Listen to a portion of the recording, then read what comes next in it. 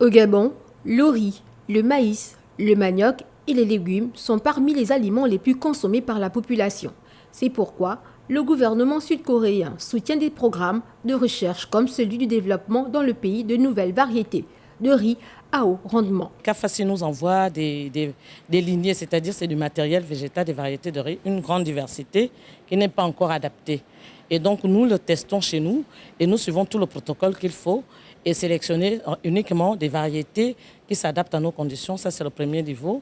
Et le deuxième niveau, sachant, parce que les variétés qui viennent ne répondent pas nécessairement aux exigences organoleptiques des Gabonais, donc nous effectuons des croisements. Donc on apporte le gène d'intérêt, hein, donc par exemple le parfum, et puis le long grain qu'on apporte, et puis le grain doit être translucide parce que c'est ce que les Gabonais apprécient. Pour parvenir à une meilleure productivité, il est nécessaire de freiner l'impact des agents parasites sur les végétaux.